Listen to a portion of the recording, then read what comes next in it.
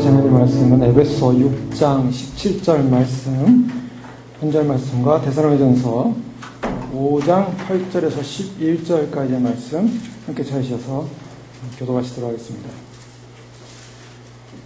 구원의 소망의 투구로의 재방향 설정이라는 제목으로 오늘 주시는 말씀 나누기 원합니다. 저희는 계속적으로 에베소서의 6장 부분에서 하나님의 전신갑주를 입는 마지막 단계의 말씀을 살펴보고 있습니다. 그래서 바울은 하나님의 전신갑주를 입는 그러한 전신갑주의 여러 가지 세세한 부분을 설명하면서 우리는 지난 시간까지 믿음에 관련된 부분을 살펴봤었습니다. 그래서 믿음의 대상이 바로 그리스도요. 바로 그리스도의 의를 힘입어서 확신 가운데, 믿음의 확신 가운데 우리가 서는 것이 우리가 영적 전쟁 승리하는 비결이다 라는 살펴봤고요. 오늘은 17절 말씀으로 구원의 투구에 관해서 좀 더 깊이 살펴보기 원합니다. 이 구원의 투구는 오늘 데살로니가전서 5장 8절 말씀에 동일한 구원의 투구에 관한 말씀을 하시면서 부연된 설명을 하고 있습니다. 그 부연된 설명은 우리는 낮에 속하였으니 정신을 차리고 믿음과 사랑의 호신경을 붙이고 구원의 소망의 투구를 쓰자. 동일한 사도 바울이 구원의 투구에 관한 말을 하고 있지만 에베소서에서는 구원의 투구요, 데살로니가전서에서는 구원의 소망의 투구다라는 이 소망이라는 부분을 같은 구원과 동의어로 사용하고 있습니다. 그래서 저희는 오늘 시간 특별히 구원에 관한 부분 중에서 구원의 미래성, 구원을 시제적으로 보면 과거, 현재, 미래 이 세 가지 시제가 함께 들어와 있습니다. 이미 그리스도 안에서 우리는 구원을 얻었고 구원을 지금 누리고 있고 그 다음에 구원을 얻을 것입니다. 이것이 시제의 이 과거, 현재, 미래의 이 동일된 구원의 연속성이라고 볼 수가 있는데요. 그 중에서 우리는 특별히 구원을 얻을 것에 관한, 구원을 얻을 미래적 소망에 관한 부분을 살펴보기 원합니다. 왜냐하면 구원이라는 것은 결국 지금을 누리고 있어도 미래적 완성이 이루어지지 않으면 구원의 최종적 완성은 이루어지지 않기 때문이죠. 그래서 우리는 구원의 소망이 중요한 것입니다. 그래서 구원의 소망을 향해 달려가고 있습니다. 구원 받았지만, 구원을 누리고 있지만, 그럼 반드시 그 소망을 붙잡아야 되는 것이죠. 그런데 문제는 여기서 구원과 연관돼서 무엇을 전신갑주 중에 어떠한 장비를 강조합니까? 투구입니다. 투구. 사도 바울은 지금 로마 군병이 쓴 투구, 오늘날로 하면은 이 헬멧이겠죠. 헬멧을 써야 된다. 군인들이 다 헬멧 쓰지 않습니까? 왜 그렇습니까? 굉장히 중요합니다. 이 머리를 보호하기 위한 것이죠. 자, 가장 중요한 헤드, 가장 중요한 핵심 전략적 전쟁에 있어서 가장 중요한 헤드쿼터가 되는 부분이 머리입니다. 이 머리가 상하면 다 무너지게 되어 있습니다. 아무리 다른 기관이 다 멀쩡해 돼요. 머리가 상하면 아무것도 쓸 수가 없는 거예요. 그래서 이 머리를 가장 중요한 부분인데요. 이 가장 중요한 머리를 보호하는 머리, 우리가 놓쳐서는 안 될 가장 중요한 핵심은 뭔가? 구원의 문제라는 것입니다. 이 구원의 문제에 있어서 흔들리면 다 흔들리는 것입니다. 구원의 문제에서 소망이 없으면 다 무너지는 것입니다. 여러분들 열심히 신앙생활하고 믿음 생활하는데 구원의 소망이 없어요. 그러면 그 믿음 생활하는 것 자체가 아무 의미가 없는 것입니다. 구원이라는 소망을 향해 가고 있지 않습니까? 그래서 구원이라는 그 소망을 잡아야 되는데, 그럼 이 머리에 쓰는 이 구원의 투구는 전쟁으로 보면 전략적 차원입니다. 전쟁을 치를 때 있어서 전쟁하는 이 지휘관들은 전략을 가지고 전술을 핍니다. 전략은 큰 겁니다. 자, 전략이라는 건 뭐냐? 우리가 적과 싸워서 이긴다. 저런 적의 영토를 우리가 점령한다. 그래서 전략을 세우죠. 전쟁의 전략을 세웁니다. 그런데 그 전략 하에서 세부 전술이 나와요. 그래서 어떻게 공격할 것인가? 어떻게 방어할 것인가? 미사일을 먼저 쏠 것인가? 비행기가 먼저 갈 것인가? 뭐 여러 가지 방법론이 있지 않습니까? 지금 이스라엘이 이란을 칠 수 있는 여러 시나리오가 나오는데요. 비행기가 가서 폭격할 것이다. 뭐 여러 가지 시나리오가 나오고 있지 않습니까? 그런 시나리오를 하는 것은 전술이에요. 그러나 전략은 분명합니다. 전략은 이스라엘이 이란의 핵을 인정할 수 없다는 게 전략이에요. 그래서 그 반드시 공격한다. 자, 근데 중요한 것은 바로 이 구원의 투구의 문제에서는 이 전략을 흔든다는 것입니다. 사람들이 신앙생활하면서 교리적인 좀 차이는 있을 수가 있습니다. 교리적인 갈등도 일어날 수가 있습니다. 그러나 교리적인 차이나 교리적인 갈등 때문에 나 신앙을 포기하겠다. 믿음 생활 포기하겠다는 사람은 거의 없습니다. 교리라는 것은 약간 차이가 있죠. 교단들도 차이가 있지 않습니까? 기독교 교단들 보면 많은 차이가 있는데요. 교단들이 차이가 있다고 해서 예수를 안 믿겠다는 사람은 거의 없어요. 그런데 중요한 것은 예수님을 믿는 것을 포기하고 싶은 마음, 내가 구원받기를 원하는 것을 포기하고 싶은 마음을 들게끔 하는 공격이 올 수 있다는 것입니다. 이게 전술적 공격입니다. 전술을 향해서 오는 공격, 어떤 것이 있을 것 같습니까? 어떤 공격이 가장 무력화될 수 있는 공격이 있습니까? 그것은 바로 이 사단이 우리로 하여금 심각하게 우리를 공격하는 보이지 않는 전략을 포기하게끔 하는 공격. 그것은 생존권입니다. 생존의 문제예요. 군인들이 막 전쟁을 하더라도요, 뭐 무슨 전술이 뭐 문제가 있고, 또 뭐 공격 방법이 문제가 있고, 뭐 여러 가지 문제가 있어서 그 문제 때문에 전투를 포기하지는 않습니다. 그런데 생존의 문제가 생겼어요. 먹을 게 없습니다. 물이 없습니다. 전쟁할 힘이 있습니까? 없습니다. 전쟁할 힘이 없어요. 용기가 안 나요. 아무런 힘이 없어요. 그래서 그 본질적인 전쟁을 치르고자 하는 마음을 빼앗아가는 것, 그것이 사단이 공격하는 아주 최악의 최고의 전술입니다. 예를 들면 사람이 피곤하고 지치게 되면 그냥 아무것도 하기 싫어지는 거예요. 무능력, 그 다음에 어떤 소망을 잃어버리게 되죠. 아무리 싸워도 전세가 바뀌지 않는 것입니다. 이것을 지리한 전쟁이라고 볼 수가 있어요. 지리한 전쟁을 하면 어떻게 됩니까? 그것은 전쟁을 포기하게 됩니다. 미국이 월남을 도와서 이 월맨과 싸우지 않았습니까? 그때 미국이 결국에는 어떻게 했습니까? 미국이라는 거대한 나라가 2차 세계대회 결정적인 승리를 가졌던 미국이 월남에 가서 전쟁에 패배했어요. 전쟁이 졌어요. 왜 졌습니까? 그 엄청난 무기와 엄청난 군인과 엄청나게 훈련된 그 전략을 가지고 전술을 폈지만 졌어요. 왜 그랬습니까? 길어졌어요. 계속되는 국지전 속에, 게릴라전 속에 미국이 감당을 못하는 거예요. 그래서 두 손을 들었어요. 이것이 무서운 거예요. 전략이 무너지는 순간 뭐냐면 긴 전쟁이 될 때가 가장 전략이 무너질 수 있는 마귀의 사단의 공격 방법이라는 것입니다. 우리가 신앙생활하면서 신앙생활에서 신앙을 포기하고 싶을 때가 어디냐? 처음에 신앙이 뜨거울 때는 잘 감당합니다. 신앙이 뜨거울 때는 내가 반드시 이 신앙생활 내가 승리할 거라고 생각을 합니다. 근데 신앙생활이라는 것이 그렇게 만만치가 않습니다. 사단이 그렇게 만만치가 않아요. 우리가 생각하는 것만큼 신앙의 승리의 깃발이 막 꼭 치는 게 아닙니다. 그래서 이 전쟁이 길어질 때가 있습니다. 길어집니다. 길게 장기전으로 갈 때 사람도 어떻습니까? 사람들은요, 싸우겠다는 어떤 의지를 잃어버릴 수가 있다는 것입니다. 믿음을 어떤 상황 때문에 잃는 것이 아니라 지쳐간다는 거예요. 그것이 가장 무서운 것이라는 것입니다. 자, 결국 우리로 하여금 영적인 싸움에서, 기나긴 영적인 싸움에서 지쳐가게 함으로 말미암아 어떤 마음을 자꾸 심어주냐면 포기하라는 마음을 자꾸 심어주는 것. 바로 이것이 구원의 투구를 써야 될 이유라는 것입니다. 사단은 우리가 구원의 문제에서 포기하도록 요구하는 것인데요. 전략을 내려놓으라는 거예요. 구원을 내려놓으라는 것입니다. 구원을 포기하라는 것입니다. 이게 사단의 전략이에요. 그 때문에 이 사단의 전략을 우리가 알기 때문에 반드시 구원관에서 절대로 져서는 안 된다는 것입니다. 포기해서는 안 된다는 것입니다. 성경은 뭐라고 말하고 있습니까? 성경은 신앙을 포기하라고 말하고 있습니까? 아니면 포기하지 말라고 말하고 있습니까? 성경은 어디를 봐도 포기해서는 안 된다고 말씀하고 있습니다. 바로 그것이 우리가 싸우는 싸움입니다.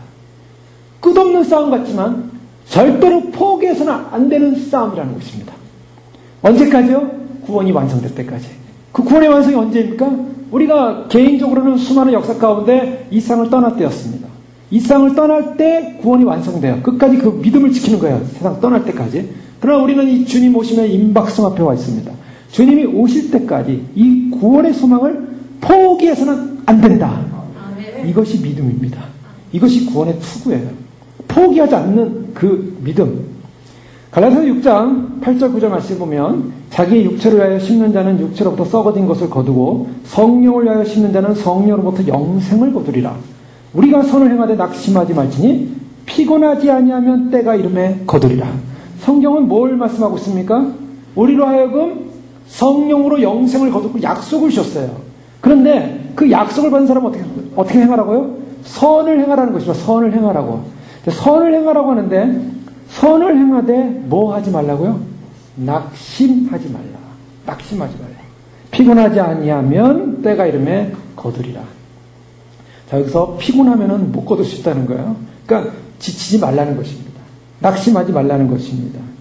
너무나 치열하고 괴롭다고 생각함으로 말미암아 선을 행하는데 우리가 낙심될 수 있는 부분에 대해서 성경은 금하고 있는 것이죠. 자, 이것은요 단지 성경만이 말하는 것이 아닙니다. 오늘날의 현대 심리학에서 가장 결정적인 인간이 왜 사는가, 왜 존재하는가에 그런 질문을 던진 사건이 있었습니다. 잘 알고 있는 빅터 프랭클 같은 그 유대 심리학자죠. 이분은 유대인으로서 아우슈비츠에 2차 세계대전 당시에 아우슈비츠에 거기서 고난을 당한 사람입니다. 그런데 그가 고난을 당할 때 참 사람들이 죽어가는 모습을 많이 봤어요. 그런데 그는 살아났어요. 그는 살아났는데요. 그가 어떻게 살아났냐면 그는 사람은 무엇으로 사는가라는 책에서 자기의 간증이라는 자기 자서전을 씁니다. 그는 어떻게 살아났냐면 자기는 반드시 살아야 된다는 의식을 가졌어요. 나는 여기서 살아날 것이다. 그래서 그는 그 유리 조각을 발견해가지고 그 유리 조각을 가지고 면도를 하기 시작한 거예요. 예? 비누도 없는데 그 날 유리 조각을 가지고 자기의 그 수염을 깎기 시작한 거예요. 그러면서 얼굴을 이렇게 만져보면은 수염이 없지 않습니까? 그러니까 독일군이 그 사람을 보면서 딴 사람들 수염이 토록토록한데 좋게 보이는데 이 사람은 수염을 깎으니까 좀 싱싱해 보이는 거야, 한마디로. 좀 건강해 보이는 거야. 그래서 쓸만하다. 안 죽인 겁니다. 일을 시킬만하다. 이 사람은 개인적으로 그렇게 생존했어요. 그런데 1945년에 이제 폐망하지 않습니까? 근데 아우슈비츠에서 1944년에 수용소에 있었던 사람들이 올해 크리스마스만 지나면 우리가 해방을 얻을 것이다. 종전이 될 것이다. 그런 희망을 가졌대요. 그래서 아우슈비츠 안에는 이제 연합군이 이제 계속 공격해 오니까 이제 희망이 보인다. 희망이 보이지 않겠습니까? 그런데 이제 그 희망이 언제까지냐? 올 크리스마스까지라고 생각한 거예요.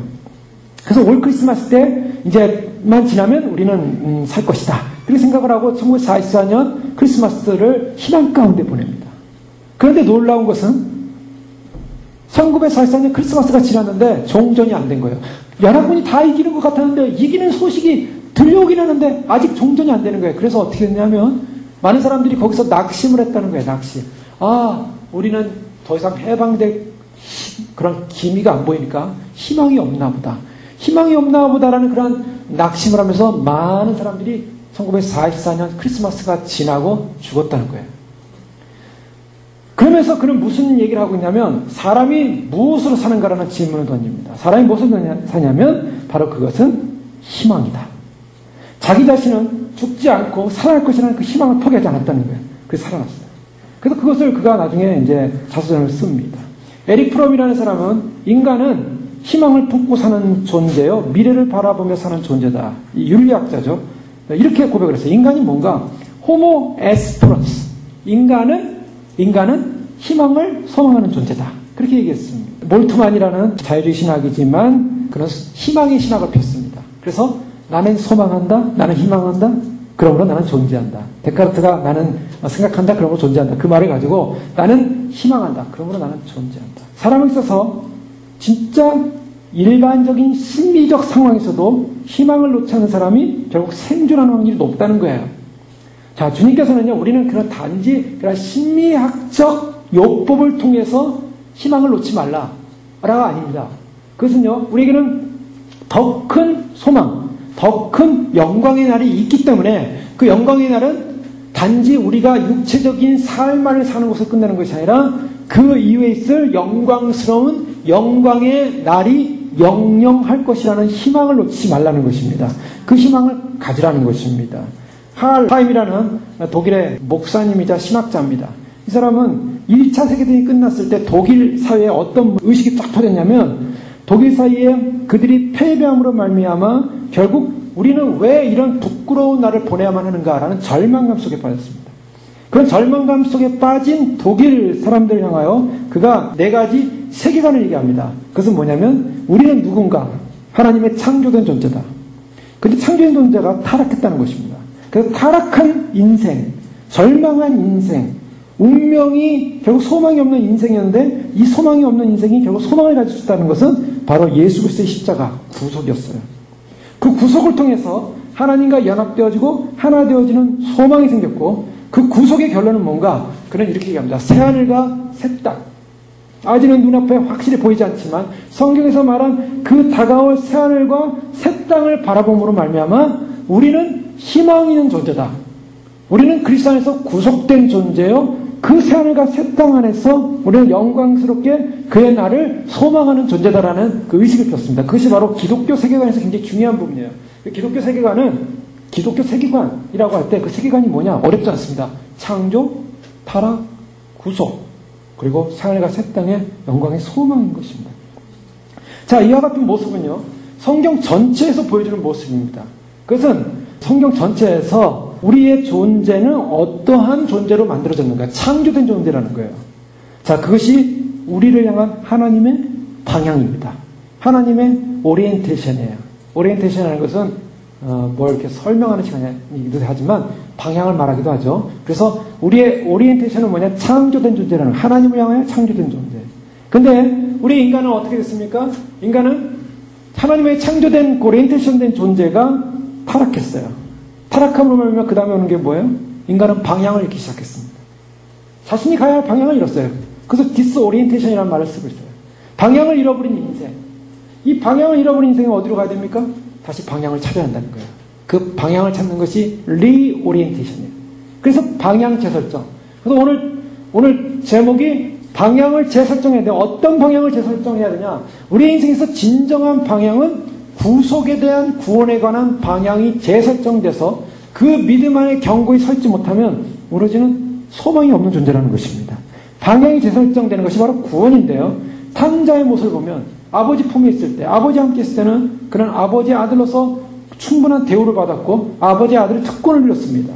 그런데 그가 아버지를 떠나면서 어떤 사건이 일어납니까? 방향을 잃기 시작했어요. 그래서 방향을 잃고 세상에서 허랑방탕 자기 뜻대로 자기 의지대로 살기 시작했습니다. 그래서 자기 의지대로 살던 그가 죽기 직전까지 가는 그런 극심한 빈곤 속에서 무엇을 찾냐면 아버지를 기억하기 시작했어요. 바로 그것이 탕자에게 있는 축복이었습니다. 그는 자기가 가야 할 원래 오리지널 방향, 원래 오리지널 하나님과 아버지와 함께 있었던 바로 그 방향을 향하여 다시 방향을 재설정하기 시작했어요. 그 방향을 재설정함으로 말미암아 그의 인생 가운데는 새로운 회복이 일어났다는 것입니다. 자, 우리 인간에게 하나님께서, 우리 인간은 하나님과 함께 창조된, 하나님으로부터 창조된 하나님을 향한 존재로 살다가 죄로 말미암아 방향을 잃어버렸습니다. 죄로 말미암아 방향을 잃어버린 인생이 결국 자유를 얻었어요. 자기 멋대로 할 수 있는 자유. 하나님께서 주신 자유, 의지를 가지고 자기 멋대로 인생을 살기 시작했습니다. 자기가 원하는 대로 살기 시작했습니다. 그러나 그 자유를 가지고 스스로 결단해서 하나님께로 돌아온다면 구원이 있지만 그 자유를 가지고 하나님께로 돌아오지 않는다면 영원한 새하늘과 새 땅은 없습니다. 그래서 요한계시록에는 개들과 술객이라는 술 먹는 사람들이 아니에요. 점성술사들, 점 보는 사람들, 그런 일종의 운명론자들입니다. 또 음행하는 자들, 살인자들, 우상숭배자들 및 거짓말을 좋아하며 지어내는 자는 다 성 밖에 있으리라. 못 들어간다는 거예요. 즉 하나님으로부터 떠난 인생이 그 자유의 의지를 가지고 하나님께로 돌아서지 않으면 안 된다는 것입니다. 자, 우리에게서 진정한 주님께서 우리에게 요청하시는 것이 있다면 희망과 소망을 잃어버리지 않는 구원에 대한 확신, 우리에게 주어진 이 구원의 소망을 놓치지 않는 것, 그것이야말로 우리가 끝까지 승리하는 비결인 줄 믿으시기 바랍니다. 히브리서에 보면은 바로 이와 같은 성도들의 고난과 고뇌에 대해서 그들을 향하여 히브리서를 쓴 저자는 정확하지 않지만 유대인들을 향한 격려의 편지의 말씀이 나오고 있습니다. 히브리서 전체를 보면요, 히브리서는 이 구약 율법을 따지는 문제가 아니냐라고 사람들이 볼 수 있어요. 그러나 히브리서는 구약 율법의 문제를 통해서 무엇을 강조하고 있냐면 그리스도의 유일성을 강조합니다. 그리스도를 강조하는 거예요. 히브리서를 보면 그리스도가 어떤 분인가를 보이는 것입니다. 그리스도가 얼마나 존귀한 분인가, 그리스도가 얼마나 위대한 분인가, 그리스도가 얼마나 우리에게 구원을 주는 분인가를 알 수 있는 거예요. 근데 왜 그리스도를 그렇게 강조할 수밖에 없었냐면 1세기 유대 그리스도인들, 오늘날은 메시아닉 줄 알죠. 오늘날 유대인들을 중에 크리스찬, 예수님을 구세주로 믿는 메시아로 믿는 사람들은 메시아닉 주라고 합니다. 예수가 메시아인 줄 믿는 유대인들 그렇게 표현하고 있는데요. 초대교회 당시 1세기 당시에 이 유대인들 가운데 예수님을 주님으로 영접하는 사건이 일어나고 그 영접함으로 말미암아 많은 사람들이 신앙을 갖기 시작했습니다. 그리고 또 흩어진 디아스포라된 유대인들 가운데 바울의 전도를 통해서 유대인들이 크리스찬이 된 사람들이 많았어요. 그런데 문제는 뭐냐면요. 그들이 열심히 크리스찬으로서 예수님을 믿고 살았는데 시간이 지나면서 그들의 행복한 행복이 점점 사라진다는 것을 발견하기 시작합니다. 뭐냐면 박해를 받기 시작하는 거예요. 누구로부터 박해를 받겠냐면 유대인들로부터 박해를 받기 시작했습니다. 그래서 유대인들이 예수님을 믿어서 기뻤는데 조금 지나고 나니까 자기 동족으로부터 박해를 받기 시작하면서 혹독한 박해 속에 신체적인 공격과 함께 심지어는 집이나 재산마저도 약탈당하는 그러한 어려움을 겪기 시작합니다.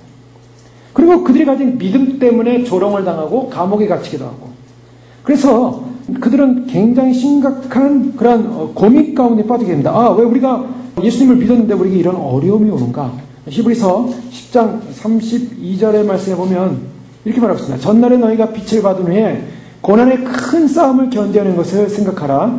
혹은 비방과 환난으로서 사람에게 구경거리가 되고 혹은 이런 형편이 있는 자들과 사귀는 자가 되었으니 지금 히브리 교회 사람들이 고난의 큰 싸움을 싸우고 비방당하고 환난당하고 사람들에게 구경거리가 되는 이런 어려움을 겪었습니다. 그들은 예수님을 잘 믿는다고 했는데 어려움을 겪기 시작하면서 그들 가운데 큰 곤란이 오기 시작하고 그 곤란이 오면서 그들은 믿음이 점점 약해지기 시작했어요. 자, 이것이 문제예요. 내가 믿는 믿음을 끝까지 주님을 바라보면서 가야 되는데 믿음이 약해지기 시작하더라는 겁니다.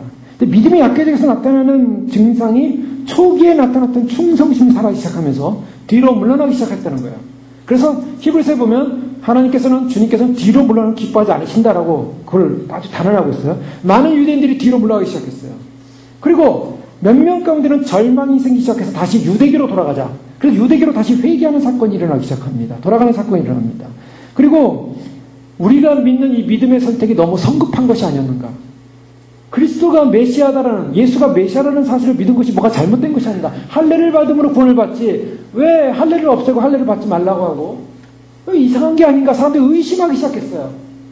그래서 예수 그리스도가 주어지는 그 구원의 소망을 놓치기 시작하고 의심하면서 우리가 옛날로 돌아가는 게 좋겠다. 그리고 이렇게 생활해봤자 생활 속에서 우리에게 주어진 것이 더 좋고 편안하고 안정된 생활이 아니라 오히려 더 힘들고 어렵고 더 고통스럽고 예전 생활이 낫지 지금 생활은 더 고통스러운 게 아니냐라고 하면서 그들은 지금 생활에 대한 회의를 갖기 시작했다는 것입니다. 그것이 히브리서 전체에 나타나고 있는 거예요. 유대인들의 상황은요 점점 갈등하기 시작했어요. 점점 힘들어지기 시작했어요. 그래서 그들은 타협에 직전까지 가기 시작했고 그래서 타협하기 시작한 것입니다. 그러니까 히브리서를 쓰는 히브리 기자는요 이 유대인들을 향하여 이 유대 기독교인들을 향하여 너희의 믿음의 닻을 어디에 내렸냐는 거예요. 닻이라는 것은 배가 움직이지 않게 해서 추를 내리는 거, 무거운 추를 내리는 거 아닙니까? 닻을 어디에 내냐? 그리스도께 닻을 내리지 않고서는 흔들릴 수밖에 없다. 그래서 히브리서 2장 2절에는 그러므로 모든 들은 것을 우리가 더 간절히 삼갈지니 혹 흘러 떠내려갈까 염려하느라. 흘러 떠내려갈까 염려한다는 거예요. 이들이 믿음을 가졌지만 믿음이 점점 약해지면서 점점 믿음이 흘러 떠내려갈까 염려하면서 히브리 3장 6절에 보면 그리스도는 그의 집 맡은 아들로 충성하였으니 우리가 소망의 담대함과 자랑을 끝까지 견고히 잡으면 그의 집이라. 그리스도가 누구냐? 그리스도는 하나님의 충성된 아들로서 소망의 담대함을 붙잡으라는 거예요.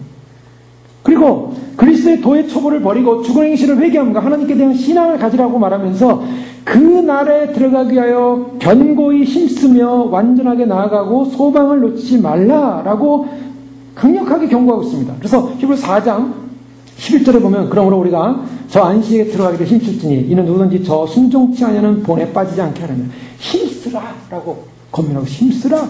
그리고 10절에 보면 그러므로 우리에게 큰 대제사장이 있으니 승천하신 자 곧 하나님 아들 예수시라. 우리가 믿는 도리를 굳게 잡을지어다.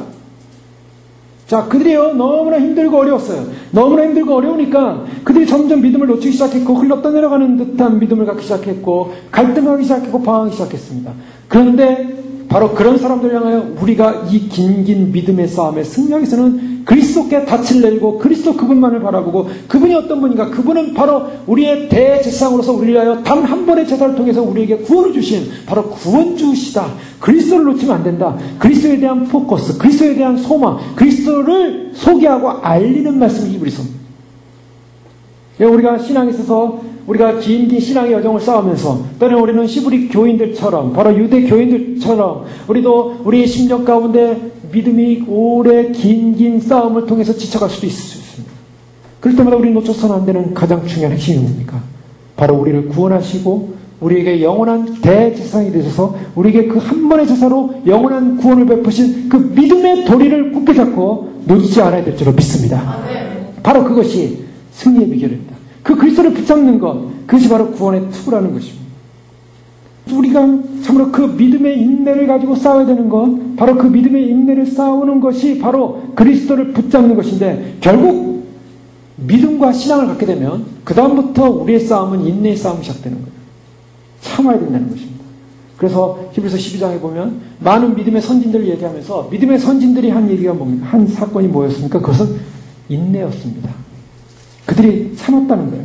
견고하게 참고 견뎠다는 것입니다. 더 나아가서 사도 베드로는 베드로서 3장에 또 이런 신뢰를 얘기합니다. 당시에 베드로 사도는 그 초대 교인들 가운데 어떤 믿음을 갖고 있냐면 초대 교인들은 예수님이 오셔서 예수 그리스도의 왕국을 이룰 것이라고 믿었어요. 초대교회 때. 그래서 기독교인이 되는 순간 뭐냐면 기독교인이 되는 순간 초대교회 성도는 다 주님이 오셔서 메시아의 왕국을 이룰 것을 기대하고 있었습니다. 지금 이 성경을 보세요. 이 성경의 메시아 재림, 메시아 기대 사상은요 다 초대교회예요. 그 초대교회의 소망이 지금까지 연결되고 있어요. 엄청난 사건이죠. 그 초대교회 성도들은요 그 예수님을 기다리고 있어요. 근데 베드로후서 3장에 보면 예수님을 기다리고 소망하는 그러한 믿음의 백성들 향하여 예수님이 오시지 않으신 것입니다. 초대교회 상황에서. 그러니 사람들이요 조롱하기 시작한 거예요. 여러분 그렇지 않습니까? 오늘날도 그렇잖아요. 오늘날도 예수님 오시면 기다리는 사람들이 막 간절히 기다리는데 좀 늦어지면 사람들이 뭐라고 합니까? 예수님 오시면 뭐 어디 오셔? 안 오셔? 2000년 전부터 오시라는데 오긴 뭐라? 이렇게 다 예수님 오신 거 조롱하는 거거든요. 어떻게 보면 안 오시니까. 그러니까 그 당시에도 그랬어요. 그 당시도 초대 교인들이 예수님 오세요 오세요 기다리고 그 나라가 오길 기다리는데 오신다는 약속이 어딨냐? 안 오신다. 뭐가 왔냐? 주의 강림하신다는 약속이 어디 있느냐? 라고 하면서 예수님 오신다는 약속을 소망하지 못하게 자꾸 이렇게 만드는 거예요. 자, 그러면서 뭐라고 합니까? 그 말을 하는 의도가 뭐냐고요? 그 말을 하는 의도는 포기하랍니다. 포기하라. 그래서 베드로후서 3장에 보면 3장 3절 이하에 보면 권면하고 베드로가 이렇게 권면하는 거예요. 먼저 이것을 알지니 말세에 조롱하는 자들이 와서 자기의 정욕을 따라 행하며 조롱하여 이르되 주께서 강림하신다는 약속이 어디 있느냐? 조상들이 자한 후로부터 조상들이 세상 떠난 후로부터 만물이 처음 창조될 때와 같이 그냥 그대로 있지 않느냐. 이는 하늘이 옛적부터 있는 것과 같이 땅이 물에서 나와 물로 성립된 것도 하나님의 말씀으로 된 것을 그들이 일부러 잊으려 함이로다. 이로 말미암아 그때 세상은 물이 넘침을 멸망하였으니 라고 하면서 그냥 있지 않냐라는 이런 권면을 하고 있다는 거예요. 자, 이것은 뭐라고 표현할 수 있습니까? 많은 사람들이 예수님을 믿습니다. 또 예수님을 믿고 또 우리는 마지막 시대에 주님의 오심을 기다리면서 소망하고 있습니다. 그런데요, 그런 예수님을 믿으면은 어떤 소망이 생깁니까? 우리가 이 땅을 살면서 고통은 끝날 것이다. 또 우리는 가벼운 걸음으로 우리가 신나게 주님 맞이하기 위해서 달려갈 것이다. 또 우리가 이 세상에서 완전히 변화된 존재가 돼서 좀 더 우리가 거룩하고 정결한 존재로 우리는 살 것이다. 뭐 여러 가지 그러한 얘기를 할 수가 있어요. 근데 이러한 소망을 가졌는데 이러한 소망이 우리가 점점 시간이 갈수록 때로는 그러한 소망을 유지하기에는 너무나 우리 가운데 지쳐갈 수 있는, 권태로울 수 있는, 그래서 우리의 삶이 좀 어려운 형편으로 갈 수 있는 그런 조건을 만날 수 있다는 것입니다. 그럴 때 뭐라고 했냐면 사단이 우리에게 뭐라고 공격을 하냐면 야, 참으로 너희가 그리스도인이 되기 전보다 아니면은 주님 오심을 준비하기 전보다 더 악화되지 않았느냐? 싸움은 더 치열해지고 있지 않느냐? 전에는 편안하게 살았는데 지금 너무나 삶이 공격받고 있지 않느냐? 사람들로부터 공격이요, 주변에 있는 사람들로부터요, 또 가족으로부터요, 또 여러 가지 그런 상황이 더 악해지지 않았느냐? 기독교가 약속이 너에게 제안했던 그런 제안들이 과연 언제 이루어질 것이냐? 언제 그런 편안하고 형통하고 어려움 없고 고난 없고 그런 게 언제 이루어질 것이냐? 예수님 믿고 났더니 더 힘들고 어려운 고난의 연속을 경험하고 있지 않느냐? 실제로 그 믿음이 당신들에게 갖다 준 그 실제적인 결과가 뭐냐? 라는 질문을 던진다는 거예요. 자, 그럴 때 어떻겠습니까? 아, 그래, 맞아. 내가 예전에 가졌던 신앙보다 내가 더 믿음으로 주님 위해 살려고 했더니 더 어렵고 고난스럽고 더 힘든 거 아니겠는가? 그러니, 아, 그래, 맞아. 이 신앙과 이 믿음이 뭔가 잘못된 것은 아닌가? 갈등할 수도 있죠.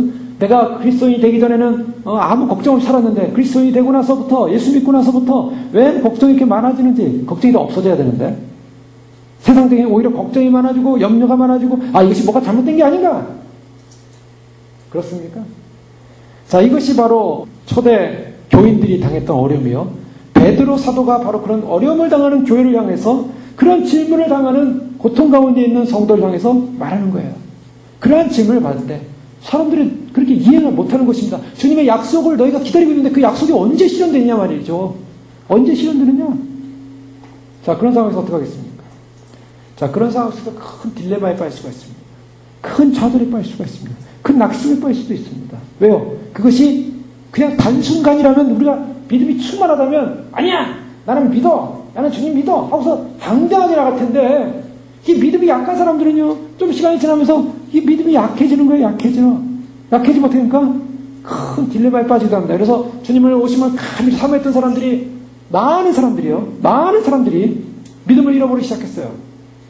예전에 한국에 92년도에 예수님 오신다고 하지 않았습니까? 전세적으로 그랬죠? 전세적으로. 그때 예수님 오심을 믿고 간절히 소망했던 분들은 있어요. 많이 있어요. 대부분 사람들이 관심 없었겠지만, 또 많은 분들이 그날을 또 기다렸던 분들이 있어요. 그런데 그런 많이 기다렸던 분들이요, 20년이라는 세월이 지났어요. 20년이라는 세월. 20년 세월이 지나니까 사람들이 어떻게 합니까? 주님 오신다는 소리? 그때도 안 왔어.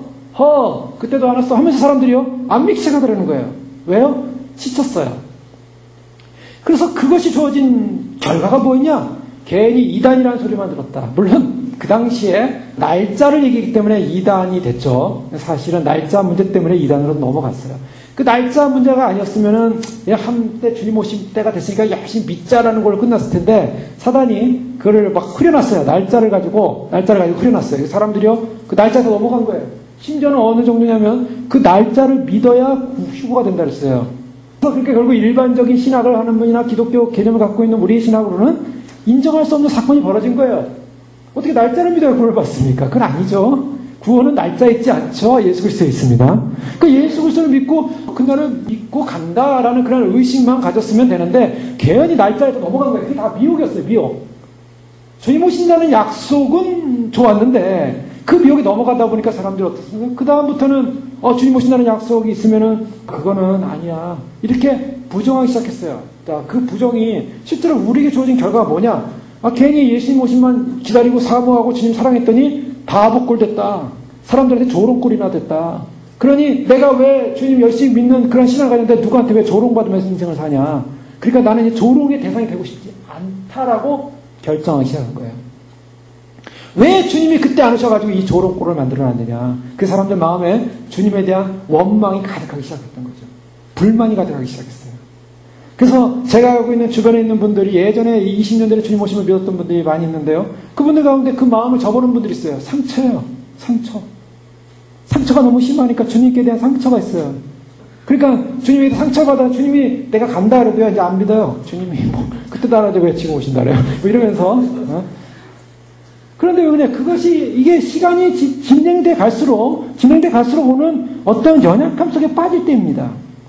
자, 그럴 때 성경이 뭐라고 말합니까? 성경이 그런 연약함 속에 빠졌으니까 포기하랍니까? 자, 이것은 정답으로 가야 됩니다. 매뉴얼로 가야 돼요. 성경으로 가야 돼요. 텍스트로 가야 돼요. 성경에서 포기하랍니까? 아닙니다. 그럼 뭐가 문제예요? 빨리 회복해야 됩니다. 자, 성경에서 말하는 명제는 분명합니다. 주님 오시면 사모하랍니다. 그런데 내 상태는 그게 아니에요. 그럼 누가 잘못됐어요? 성경이 잘못됐습니까? 내가 잘못됐습니까? 내가 잘못된 거예요. 내가 잘못된 이유가 뭔가? 원인을 밝혀서 분명히 회복해야 됩니다. 분명히 회복해야 돼요. 주님 오심을, 그래서 주님이 오신다는 그 사모하라는 그 말씀을 순수하게 믿고 기다려야만 합니다. 자, 그것을 해결한 사람이 있었어요. 시편 73편에 보면 시인이었습니다. 이 시편 73편의 시인은 분명한 방향이 있었던 사람이에요. 그리고 그 방향에서 그는 방향을 잃어버렸습니다. 그래서 방향을 상실한 사람이었어요. 그러나 그는 다시 방향을 다시 잡은 사람이었어요. 바로 이 사람이 누구였냐면 시편 73편 1절에 보면 하나님이 참으로 이스라엘 중 마음이 정결한 자에게 선을 행하시나. 자, 이 사람의 마음속에는요, 이스라엘의 정결한 사람, 이스라엘의 거룩한 사람, 이스라엘 깨끗한 사람에게 선을 행하시는 하나님을 찬양하면서 선을 행하시는 주님을 바라봅니다. 그런데 이 사람이 큰 실족을 하는 사건이 벌어져요. 2절에 보니까 나는 거의 넘어질 뻔하였고 나의 걸음이 미끄러질 뻔하였으니. 자, 왜 그랬습니까? 사람들을 바라보니까, 세상 사람들을 바라보니까 너무나 혼란스러운 거예요. 하나님의 나라에 들어갈 사람은 정결한 사람이요, 이 정결한 사람만이 여호와의 산에 오릅니다. 20편 24편 3절에서 5절 보면요, 여호와의 산에 오를 자 누구며 그 거룩한 곳 설 자가 누군고, 그것은 손이 깨끗하며 마음이 청결하며 뜻을 허탄한 데 두지 아니하며 거짓 맹세치 아니하는 자로다. 저는 여호와께 복을 받고 구원을 하나님께 의를 얻으리라. 여호와의 산에 오를 자가 누구냐? 하나님의 산에 오를 자. 이건 성경 그대로입니다. 우리가 주님 앞에 갔을 때, 주님의 앞에 가면은 주님의 보좌가 있는 곳이 있어요. 그 보좌가 있는 곳으로 가게 되는데요, 믿음의 사람들이 다 주님 곁으로 가까이 가는 게 아니라는 것입니다. 천국에 가면 주님의 보좌 옆으로 가까이 갈 사람이 있고 못 갈 사람들이 있어요. 저 변두리, 천국의 변두리에 살 사람들이 있고요, 그 변두리 너머에 있는 사람들도 있을 거예요. 그 주님의 보좌 가까이, 그 거룩한 빛 가까이 가는 사람이 조건이 뭐냐면 시편 24편이에요. 손이 깨끗하고 마음이 청결하고 뜻을 못한 데 하고 거짓 맹세치 않는 자로다. 정결한 사람이 들어간다는 거예요. 우리가 왜 예수님 오실 때 예수님 마저에서 무엇을 해야 되는가? 무엇을 해야 되는가는 그 실천상으로 들어가면 가장 중요한 것이 정결의 문제에 들어갑니다. 거룩함의 문제에 들어갑니다. 그 정결한 존재로서 내가 가야겠습니다 라는 단계에 들어가야 한다는 거예요. 그런데요, 중요한 것은 이 시편 기자는요, 그런 정결한 사람이 하나님 앞에 설 수 있다는 소망을 갖고 믿음으로 사는 사람입니다. 근데 그 정결한 사람이 하나님께 설 수 있다는 그 소망의 믿음을 가졌던 사람이 방향을 상실했어요. 왜? 세상 사람을 보니까 세상 사람들이 너무나 형통하더라는 거예요. 아무 문제 없어요. 나는 믿음으로 주님을 바라보면서 거룩하고 정결하게 살려고 노력을 하고 주 앞에 살려고 하는데, 오히려 세상 사람들은 정결하게 살려고도 안 해도 잘 되더라는 거예요. 또 오만해요. 오만해가지고 그 오만이 거의 사타닉한 오만이에요. 어느 정도냐면 그들의 교만은 그들의 목걸이고 강포가 그들의 옷이고, 심지어는 그들이 혀를 가지고 뭐라고 말하냐면 혀가 둘둘 날아다니면서 하나님을 비난합니다. 거침없이 하나님을 비난하고, 하나님을 비난할 뿐만 아니라 하나님이 죽었다, 하나님이 없다까지 합니다. 그러면서 자기들은 편하게 살고들하는 거예요. 그리고 어떠한 어려움도 당하지 않고 고통도 당하지 않고 질병도 없고 어려움도 없고 편하게 살면서 그들은 심지어 죽을 때는 너무나 얼굴 색깔도 너무나 죽을 때 편안하게 죽더라는 거예요. 하나님, 이 시인이 이걸 볼 때 고민스러웠어요. 아, 나는 주님을 믿고 주님 앞에 서기 위해서 날마다 정결하게 살려고 하고 거룩하게 살려고 그렇게 애쓰고 노력하는데, 저 세상 사람들은 그런 전혀 노력 없이도 저렇게 편하게 형통하게 잘 먹고 잘 살고, 게다가 자기들이 하고 싶은 말 다 하고 죄를 짓고 그래도 전혀 문제가 없고 벼락맞지도 않고 죽지도 않고 그냥 너무나 잘 사는 거예요. 그러니까 그걸 보면서 혼란스러운 거예요. 혼란스러워요. 넘어질 뻔했다, 미끄러질 뻔했다. 자, 여러분 어떻습니까? 여러분, 우리가 주님을 열심히 믿습니다. 주님 오심을 믿습니다. 주님 나라를 위해 우리가 애쓰고 있습니다. 주 앞에 기도하고 믿음대로 살겠습니다. 말씀대로 살겠습니다.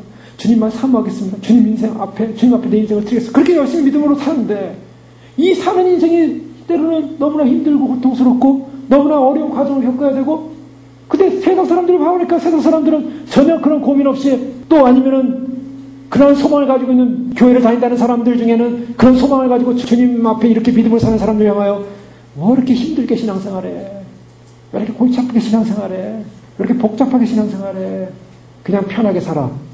근데 오히려 그들은 아무 문제가 없어 보일 수도 있다는 거야. 자, 바로 이 시인은 이러한 고민 속에서 어떻게 했습니까?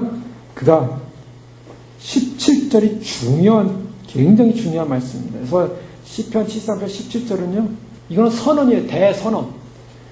하나님의 성소에 들어갈 때야 그들의 종말을 내가 깨달았나이다. 자, 이것은요, 하나님의 사람이 아니고서는 알 수가 없는 비밀이에요. 세상을 바라봤을 때는요, 때로는 세상 앞에 위축되기도 크리스천들이.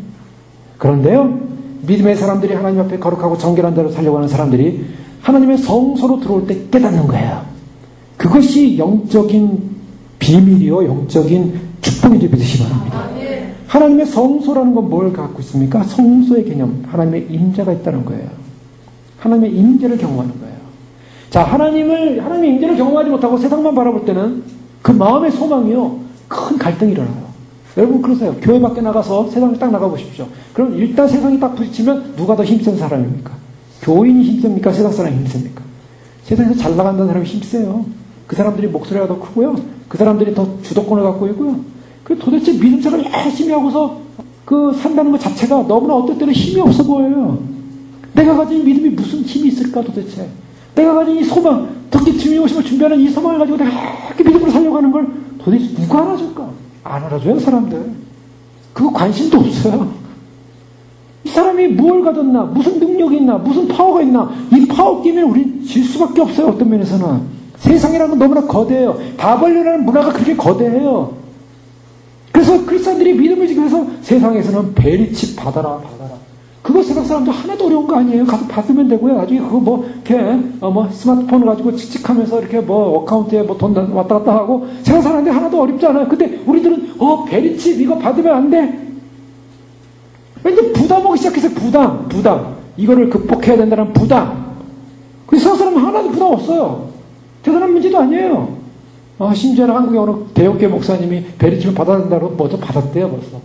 그래가지고 쉬쉬하고 있대요, 나한테. 누구한테 말 못하고. 지금 사람들이요, 세상 사람들 입장에서는 그냥 편한 거예요. 어려운 거 아니에요. 그거 테크놀로지 아니냐. 지금 스마트폰 쓰고, 무슨 아이패드 쓰고, 아이폰 쓰고, 여러 가지 지금 편한 세상에. 그거 어려운 거 아니다. 그런데 믿는 주의 오심을 준비하는 백성들은 성경 그대로 믿기 때문에 남들로부터 조롱당할 수도 있고, 그래서 제가 늘 말씀드렸지만 사람들이 가장 두려워하는 게 뭐냐면 집단적 소외라고 했어요. 집단적 소외. 남 다 하는데 내가 안 할 때 소외된다는 거예요. 한국에 보세요. 한국의 자녀들 키우는 부모님들 아이들 다 학원 보내지 않습니까? 음악학원, 미술학원, 태권도, 보내면서 공부, 영어, 이러면서 막 보내면 막 밤 2시에 온대요. 그러면 그거 안 보내는 부모님이 있다고 생각해 보세요. 애들한테 학원 하나도 안 보내요. 그리고 학교 가서 숙제만 하고서 그러면 이상한 거예요. 저 이상한 사람 아닌가? 자녀를 왜 저렇게 키우나? 왜요? 남들 다 하는데 안 하니까. 집단적 소외. 그걸 사람들은 못 견뎌요. 그러니까 남하니까 내가 빚을 내서라도 내가 힘들어서라도 그걸 하기 위해서 왜요? 사람들 손가락질 받는 거 싫은 거예요. 여러분 우리가 이 땅을 살면서요. 많은 사람들이 왜 베리치를 받고 많은 사람들이 왜 배도할 것이냐? 내가 집단적 소외를 당하는 것을 두려워하는 거예요. 사람들은 진리가 무엇이냐? 그 진리가 무엇이냐로 결정하지 않고 사람들이 함께 가니까 대다수가 가니까 다수가 가니까 그것이 진리인가 보다라고 선택하는 순간 넓은 길은 다 지옥 가는 거예요. 그러니까 어려운 길에 와 있습니다. 어렵고 힘든 길에 와 있어요. 예수님을 믿어도 참 좁고 협착한 길에 와 있어요, 지금. 이러한 좁고 협착한 길에 와서 우리가 집단적 소외를 두려워하지 않고 진리의 길 앞에 서겠습니다. 언제 그게 가능하냐고. 세상 보면 안 가능해요. 막 혼란스러워요. 그러나 언제 그게 가능하냐고요. 그것이 결단되어지는 순간이 어디예요? 성소에서 그것이 결정되는 것입니다. 하나님의 임재 앞에, 하나님의 말씀 앞에 우리가 가야 할 분명한 방향이 어딘가? 그것은 이 땅이 아니라는 것입니다. 성소에 들어가면서 뭘 생각하게 됩니까? 주님의 전에 나오면서 뭘 생각해야 돼요? 이 땅을 생각합니까? 아니요. 주님 전에 나왔으면 내 영혼이 가야 할 그 나라. 주님 오실 때 주님을 맞이해야 될 그 영광의 소망. 주님께서 약속하신 그 새하늘과 새 땅의 구원의 소망. 바로 그것을 바라보는 거예요. 그렇기 때문에 그것을 바라보는 사람만이 이 세상의 현실적 가치관 앞에 요동하지 않는 것입니다. 그게 구원의 투구예요. 만약 그 구원의 투구를 쓰고 있지 않으면 흔들리는 겁니다. 그래서 성수에 들어갈 때야 발견했다. 왜? 뭘 발견했냐? 바로 이 사람들은요, 미끄러운 곳에 두시면 파멸에 던진다. 18절에 보니까 그들이 결국에는 미끄러진다는 거예요. 요한계시를 보십시오. 육립해 받은 사람 어떻게 돼요? 처음에는 잘 먹고 잘 살 것 같죠? 처음에는 적글세에게 절하고 우상에게 절하고 그래서 인정받을 것 같죠? 조금 지나면 하나님이 심판합니다. 온몸에 종기가 나서 죽게 돼 있어요. 왜요? 그 RFID 칩 자체가 주는 의미가 뭡니까? 다 컨트롤, 이 전자 프리퀀시 아닙니까? 레디오 프리퀀시. 그냥 그 전자 프리퀀시가 파오는데요. 전화만 1시간 정도 오래 해도 귀가 멍멍하고 머리가 아프다 그러잖아요, 사람들이. 그 전자파에 대한 영향. 근데 계속 위성으로 감시가 돼요. 그 계속 전자파가 왔다 갔다 합니다. 그럼 어때요? 자동차 내비게이션 같은 거 보세요. 내비게이션이 잘 안 되는 데 가면요, 이 내비게이션 잡으려고요, 막 위성이 난리가 납니다.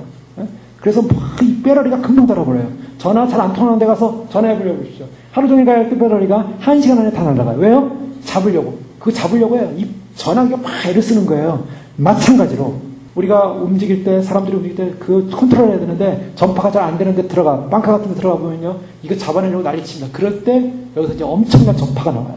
그럴 때 몸의 균형이 깨져버리는 거예요. 몸의 균형이 깨지면서 문제가 생기지 않겠습니까? 심판받는다는 거예요. 자, 이거 마치 그런 같은 것이죠. 성교에 들어갈 때 세상에서 잘 먹고 세상에서 그렇게 큰 소리 치고 전혀 얻어 먹는 사람들이 주께서 참으로 그들을 미끄러운 곳에 두시며 파멸에 던지셨다.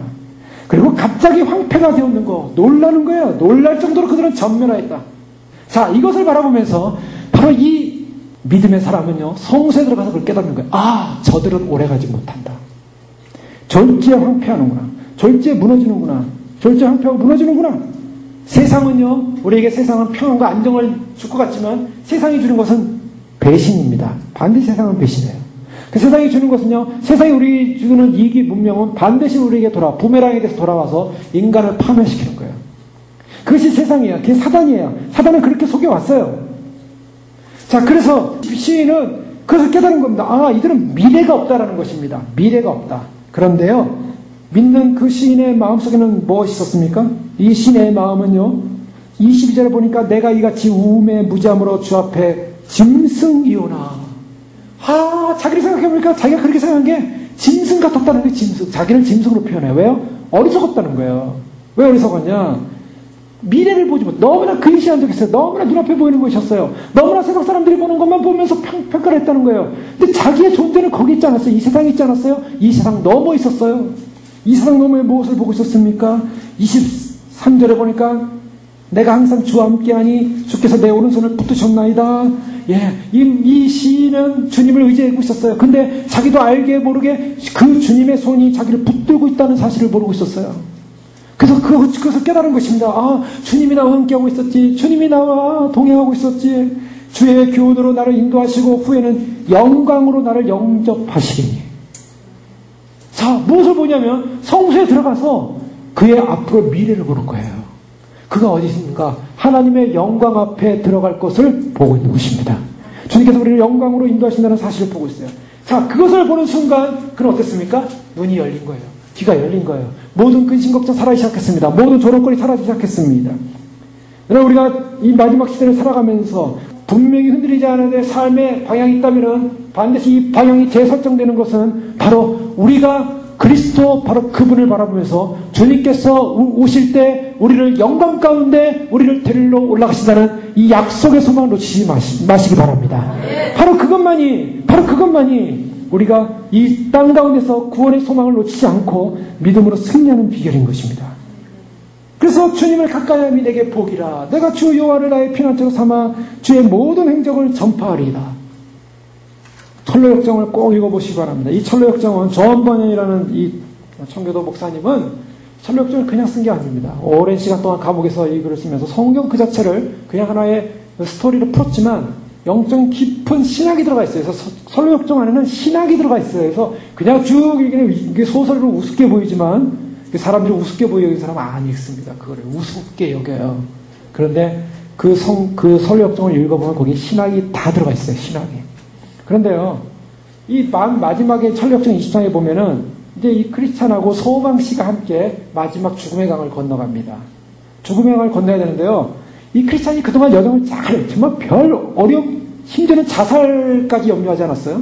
그렇게 고생해서 온 길이에요. 근데 마지막 눈앞에 죽음의 강이 있는 거예요. 벌벌벌 떱니다, 거기서. 누구만을 바라보고 왔어요? 하나님만 바라보고, 그 천성만을 바라보고 왔어요. 근데 그 죽음의 강 앞에서 벌벌벌 떨어요. 이 강이 얼마나 이게 뭐 무서운지요? 벌벌벌 떨려요. 근데 그 강은 특이한 강이에요. 믿음으로 두려워하지 않고 걸어가는 사람은 그 강의 깊이가 얕아져요. 근데 믿음이 없는 사람은 걸어갈수록 깊어지는 강이에요. 그러니 이 강은요, 어떻게 해야 되겠습니까? 믿음으로 걸어가야 되는 거예요. 근데 이 크리스찬이 그 죽음의 강 앞에서 막 두려워 떨면서요, 뭐 어쩔 줄을 몰라요. 그러면서 요나서를 인용합니다. 요나서 2장 3절에 보면 주께서 나를 깊음 속 바다 가운데 던지셨으므로 큰 물이 나를 둘렀고 주의 파도와 큰 물결이 다 내 위에 넘쳤나이다. 그냥 그 요나가 두려움 가운데 바닷속에서 막 공포 가운데 막 고백하는 그 고백이 막 나오는 거예요. 큰 물이 나를 덮쳤는데요. 그 얕은 물이 그러냐 믿음으로 건너면?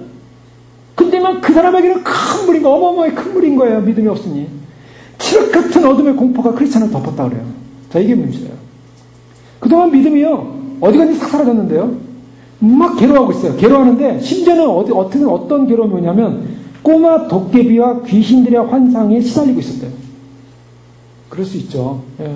확 가위 들리는 거예요. 그러면 조그만 도깨비들이 나타나고요. 귀신들이 막 나타나고요. 이 크리스찬이 이게 지금 귀신을 보고 막 도깨비를 보고 죽음의 강 앞에서 이게 지금 지옥 가는 거야, 천국 가는 거야. 아무 개념이 없어져 버린 거예요. 두려우니까. 그러니까요, 점점점 그 강을 건너는데, 이 크리스찬은 물에 팍 빠져들어가고요. 소망은 가벼워지기 시작해요. 점점 물이 얕아지기 시작하는 거예요.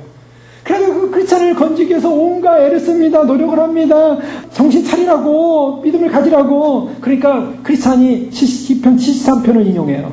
저희가 지금 본. 저희는 죽을 때에도 고통이 없고 그 힘이 강건하며 타인과 같은 고난이 없고 타인과 같은 재앙이 없습니다. 뭐예요? 세상 사람들 부러워하고 저 사람들 부러워하고 자기는 아무것도 아니라는 거예요. 자기 절망감에 빠져 있어요. 그때 소망이 그를 위로하게 서되는 거예요. 조금만 힘내라고. 지금 저기 천성문이 보인다. 저기 들어갈 수 있다고. 천성문이 보니까 힘내라고. 그러면서 하는 말이 뭐냐면 그 소망이 이런 말을 합니다. 결코 하나님께서 당신을 버리셨다는 표가 아니라 지금 이 불안과 고초는 당신이 지금까지 받아온 그의 선대를 기억하고 있는지 또 환난 때에 그에 의지하여 사는지 시험하는 것입니다. 그 마지막 죽음의 강이 사실은 크리스천에게는 마지막 테스트였어요. 그래서 그동안 살아왔던 인생을 통해서 하나님을 정말 시험하고 하나님을 정말 그 선하신 하나님의 인도하심을 신뢰하고 있는지 그것을 하나님을 의지하고 있는지를 테스트하는 것입니다. 그러자 내가 꿈에 보니 크리스찬이 잠시 생각에 잠기더니 그에게 소망은 이렇게 덧붙였습니다. 기운을 내십시오. 예수께서 당신을 온전케 하십니다. 하면서 기운을 내라고 하니까 이사야 43장 2절 말씀이 떠올랐어요. 내가 물 가운데로 지날 때 내가 함께 할 것이라. 강을 건널 때 물이 너를 침몰치 못할 것이라. 그 말씀이 생각나서 용기를 내기 시작했어요. 하나님이 함께 하신다. 하나님이 동행하신다. 그게 성수에서 하나님을 만나는 임재입니다. 하나님의 임재를 느낄 때 주님이 함께 하십니다.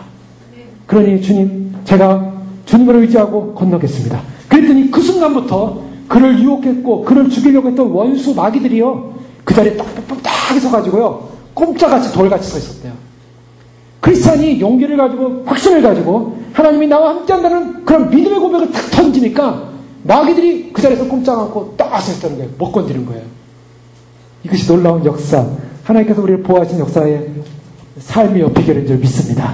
우리가 믿음의 고백을 하고 갈 때, 주님이 우리 함께한다는 믿음의 고백을 하고 갈 때 사단이 우리를 못 건드릴 거예요. 그리고 그 물이 아무리 넘치고 그 물이 아무리 힘들다 할지라도 주님 의지하고 나갑니다라고 할 때 주님의 그 임재 가운데 그 물을 건너게 되는 줄 믿습니다. 그런데요, 그 건너기 전에 이 크리스찬이 너무 무서워가지고 제발 이 강 안 건너가고 갈 수 있는 방법이 없냐고 물어봐요.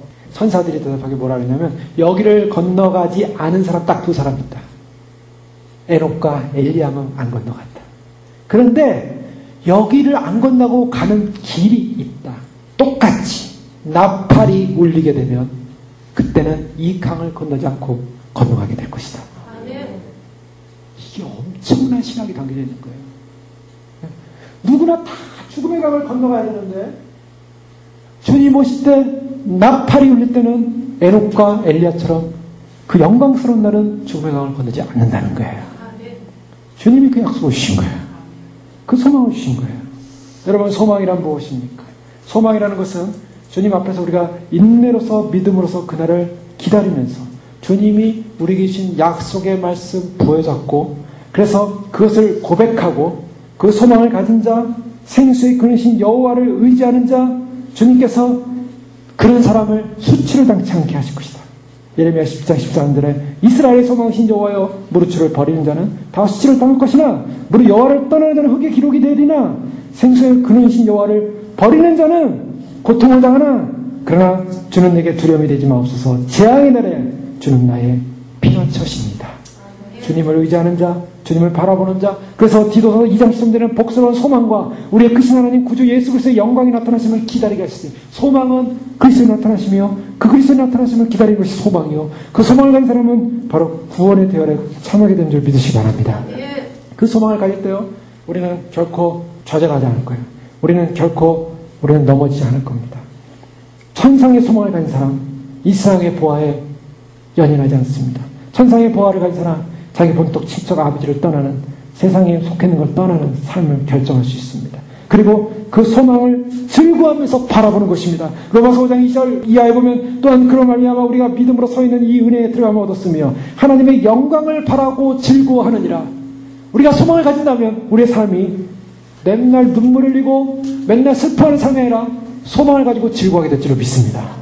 인내는 연단을 이루고 연단은 소망을 이루는 줄 압니다. 소망이 부끄럽게 아니하면 우리에게 주신 성령으로 말미암아 하나님의 사랑이 우리의 마음에 부음받아서 소망이 부끄러지지 않을 날, 우리가 인내로서 주님을 바라보는 날, 그래서 인내로서 주님을 의지하는 날, 주님께서 주실 그 영광으로 영접할 날을 소망하기 때문에 우리는 반드시 승리하게 될 줄로 믿습니다.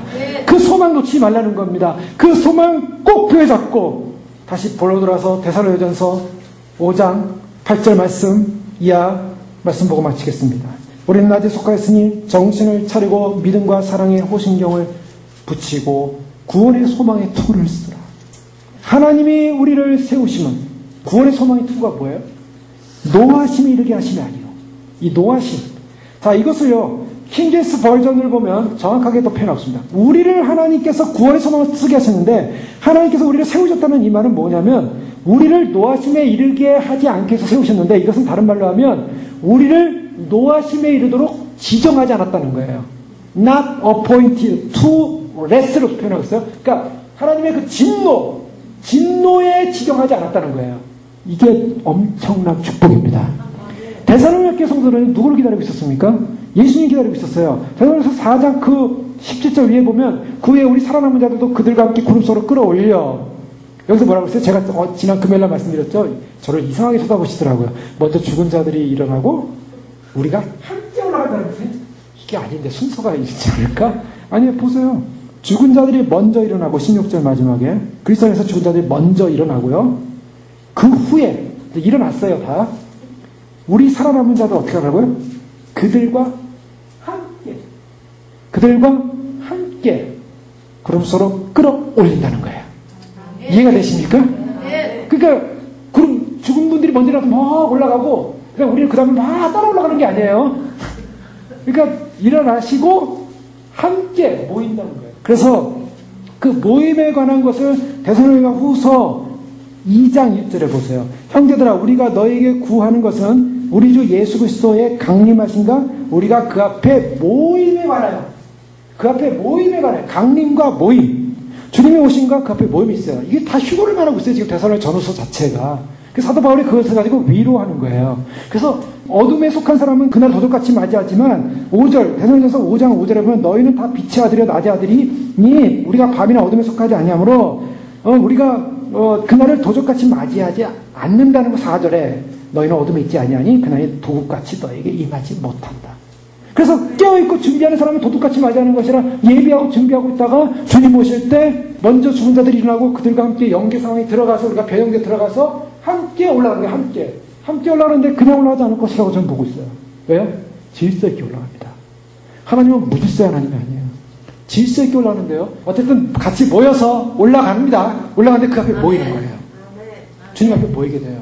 자, 그것이 어느 공간에서 일어날지는 몰라요. 그러나 영계 공간에서 일어나는 사건이에요. 그래서 세상 사람들이 보면 눈 깜짝할 사이에 사라지는 거예요. 눈 깜짝할 사이에 사라지지만 사라진 사람이 눈까지 슉 올라가서 위에 있는 것이 아니라 위로 올라갈 수도 있고 어디로 올라갈 수도 있고 그건 알 수 없어요. 그러나 분명한 것은 함께 모여서 주님 앞에 선다는 거예요. 얼마나 영광스러운 비밀이 담겨지는지 몰라요. 그런데요, 9절에 보니까 우리는 바로 하나님 그 다음에 이 땅에 임할 하나님의 진노에 지정된 사람이 아니라 오직 우리 주 예수 그리스도로 말미암아 구원을 받게 하십니다. 우리는 진노에 지정된 것이 아니라 구원을 얻게 하여 지정됐다라고 말하고 있어요. 이건 지명하신 거예요. 포인트한 거예요. 포인트. 지명한 거예요. 우리가 구원받기로 지명되어 있는 거예요. 그 소망을 가진 사람은 구원의 소망을 투구로 쓰라는 거예요. 이 구원의 소망의 투구는 무엇과 연관이 있습니까? 에베소 6장 19절에 말하는 구원의 투구는 바로 오늘 대상에서 5장 8절에 구원의 소망의 투구와 연관이 있는데, 이 구원의 소망의 투구는 마지막 세를 사는 사람에게 휴거의 영광의 구원의 소망의 투구를 쓰라는 것입니다. 지명되어 있기 때문에 예수께서 우리를 위하여 죽으사 우리로 하여금 깨어있든지 자든지 자기와 함께 살게 하렸습니다. 그러므로 피차 권면하고 서로 덕을 세우기를 너희가 하는 것 같이 하라 하면서 우리에게 격려하시는 것입니다. 주님께서 우리를 그 소망으로 부르신 줄 믿으시기 바랍니다. 주님 오심을 믿고 준비하는 백성들에게는 바로 그것이 구원인 것입니다. 구원이에요. 휴거는 뭡니까? 구원입니다. 구원, 주님 오시는 그날, 주님 앞에 설 그날, 주님께서 우리에게 그 투구를 쓰라고 말씀하셨고, 우리가 그 소망을 포잡을 때 우리는 인내로서 이 땅 가운데 결코 미끄러지지 않고 승리하게 될 줄로 믿습니다. 그 믿음의 승리로 주님 오신 날 다 주님을 영접하는 저 여러분 되시길 주 이름으로 축원합니다. 기도하겠습니다. 이 시간 기도할 때 그렇습니다. 주님 앞에서 이 말씀을 통해서 참으로 오늘 이 시간 우리가 써야 될 구원의 소망의 투구가 무엇인가를 확인시켜 주셔서 감사합니다. 주님, 세상을 바라보면서 세상 많은 환경과 조건을 바라보면서 또 우리 믿음을 지켜가면서 때로는 주님 믿음은 외로운 길이고 또한 인정받지 못하는 길이고 참으로 사람들이 볼 때 참으로 우리가 행여나 집단적 소외의 대상이 된 것처럼 참으로 사람들이 볼 때 우리를 조롱할 수밖에 없는 그런 모습인 것처럼 여겨진다 할지라도 주님, 진리는 분명한 사실이요 주의 약속을 믿고 이 마지막 때 주의 오심을 소망하는 믿음의 백성들에게 주님은 반드시 구원의 소망의 투구를 쓰고 주님 오시는 영광스러운 날 주님께서 우리를 진노 가운데 하나님의 심판 가운데 지명한 자가 아니라 바로 주님 오시는 날 주님 앞에 서기 하여 주님 앞에 예정하셔서 주님 앞에 서기 하여 우리를 부르신 영광스러운 그러나 영광의 구원받은 백성으로 우리를 부르셨사오니 그 소망 놓치지 않고 인내케 하시고 그 소망 놓치지 않고 승리하게 하시고 우리에게 주어질 영광스러운 날 아버지, 우리가 주님께서 부르신 부름을 향하여 그 방향을 향하여 달려오다가 때로는 지치고 때로는 힘들고 때로는 연약해서 때로는 우리도 10편 73편에 나온 시인의 고백처럼 제 방향으로 우리가 가야 할 방향, 우리가 봐야 할 소망, 바로 그것이 분명하기에 우리는 그날까지 결코 이 방향 놓치지 않고 믿음으로 승리하게 될 줄을 믿습니다.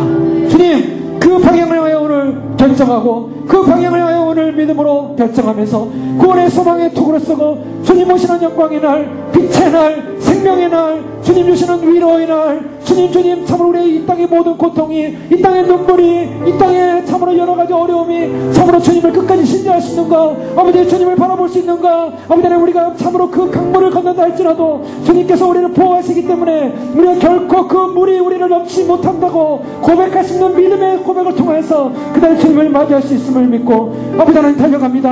아버지 하나님 소망합니다. 주여, 주님을 만나게 축복하여 주시옵소서. 한 생명도 떨어지지 않게 해주시고 주님 오시는 날 휴거의 영광 가운데 반드시 주 앞에 설 수 있도록 축복하여 주시옵소서. 주여, 기도하겠습니다. 주여, 주여,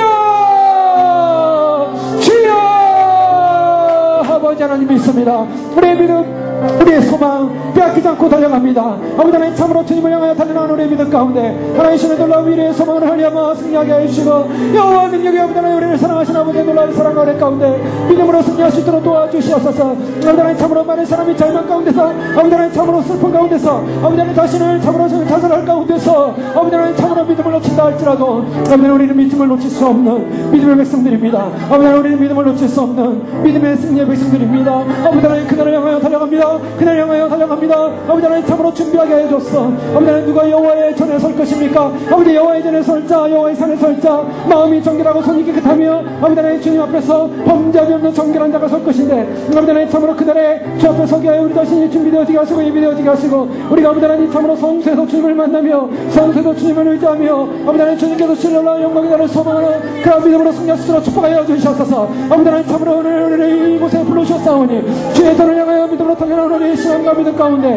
하나님의 거룩한 영광과 은혜로 기름 부어주시고 하나님의 거룩한 성령의 역사와 능력으로 기름 부어주시며 생명의 진리와 생명의 은혜로 말미암아 주님을 향하여 달려가는 그 믿음으로 승리할 수 있도록 여호와 하나님 축복하여 주시옵소서. 아버지 하나님 우리의 신앙과 믿음을 구원하여 주시고 아버지 하나님 오늘도 예수님의 사랑과 거룩한 능력과 아버지의 말씀과 진리와 생명과 아버지의 주님을 향한 거룩한 소망과 주님을 향한 거룩한 믿음으로 말미암아 참으로 예비되어지는 귀한 믿음으로 승리할 수 도와주시옵소서.